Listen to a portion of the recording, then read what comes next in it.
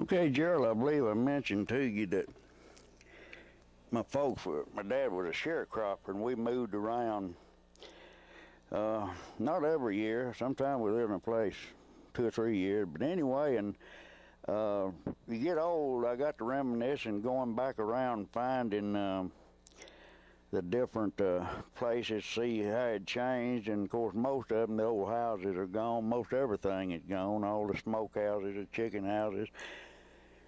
But we weren't here back in March, out to a place about 4 miles east out here where we was living when I joined the Air Force in 1955. And all that's left is this little outhouse here and the cupboard of the well. So I went out there and made a little video. You'll hear me talking on that video. I've got it stilled here while I'm saying what I'm trying to say here. But anyway, I just go back down memory lane. My wife never did move around. They purchased some land and house early on, but my dad was always a sharecropper, and we moved from here to there. Never did get no further than 6 or 7 miles from the town of Ripley here. But anyway, we're gonna show you our last stop, September the 2nd of 1955. We made our last official stop, and I guess our last official act before we left the county here early in the morning of September the 2nd, 1955. So let me see if I can get out of here and get the rest of it going.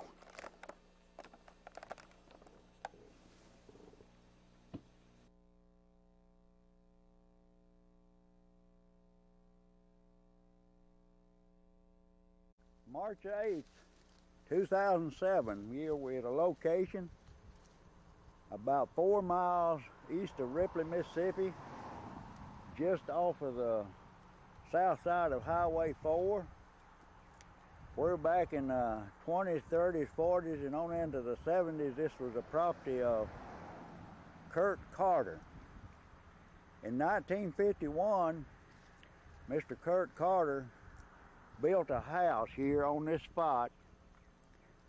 The house burned something like 30 years ago. And in 1952, I, Milton Welch, son of Charlie and Mamie Welch, and our family lived here in 1952. We were the first ones to live in this house. And we made a sharecrop, and in 1952, and we moved away, and we come back in 1955. Made another sharecrop in 1955, and that's the year I joined the U.S. Air Force. On September the 1st of 1955, early that morning, I boarded a bus in Ripley to Jackson, Mississippi to leave for Lackland Air Force Base. And the only part of this property is still standing is a little outhouse. And I think I can truthfully say this was my last official act here on this side of town on September the 1st of 1955. And like I says, the outhouse was built at the same time the house, the chicken house, the smokehouse, and the house was all built in 1951, and we moved here in fall of 1951, lived here through 52, come back in 55, and that's the time I left. But this little outhouse, what that's 07,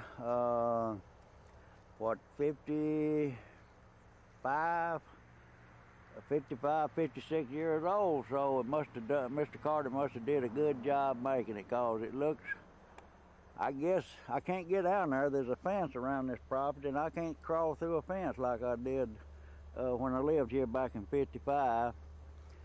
It took place here on early in the morning, September the 1st, 1955.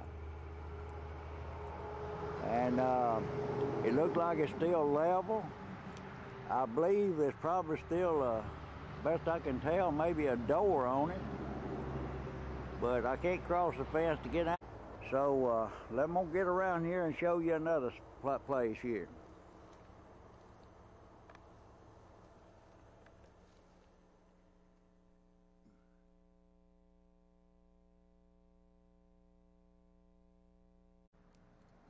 Hey, we're still here at the same location, and you're looking at what was about a 3-foot diameter well. When Mr. Carter built his house, he had a well dug here, and he had a black gentleman that dozed, I believe, doused for water. And he said you're gonna have to go on down about 30 feet from this location to get water at 40 feet, to get a good stream at 40 feet. Now, I wouldn't have believed that unless I had seen that man with that forked stick dowsing for that water. But Mr. Carter decided he wanted the well a little closer to the house. So they come up to where you see it there now, which is about roughly 30 to 35 feet from where the dowser said we'd get a good stream at 40 feet. Well, he got a stream at about 40 feet, but on up in when the weather started getting dry up in late spring and summer, the well went dry. So he hired myself and my dad, and we put a winch across there with a rope and a wood keg, and we sunk that well on down roughly another 20, 22 feet and got a good stream. So I guess the old man was right that had done the dowsing. Anyway, we got a good stream. The only well I ever helped dig, of course, we didn't really dig the whole well from scratch. Mr. Carter had already went down to about 40 feet. But anyway, me and my dad took it on down to roughly 60 feet or a little more and got a good stream, and never did have no more problem out of it. It had plenty of water for the rest of that year, and also the year we lived here in 55, the year I left, it still had still furnishing plenty of water. Of course, you didn't use a whole lot of water back in those days. But anyway, for whatever it's worth, I thought I'd throw this in for some of you. It may see this, may remember when we lived here. It's about 4 miles east of Ripley, and it's on the Kurt Carter place, a little oak wood house, non-painted house. It's set just off of Highway 4, and I can remember some good times. These trees had grown up in the last 50-something years here.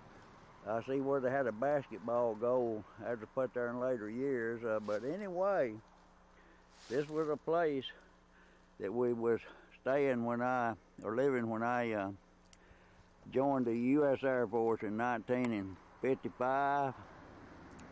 And as I said, this is where I had the last official act. I know, maybe in Temple County as a whole, but I know out east of Ripley, the last official act, somewhere in the neighborhood of just after daylight, on September the 1st of 1955. So we'll get out of here for now and see if we can close this out.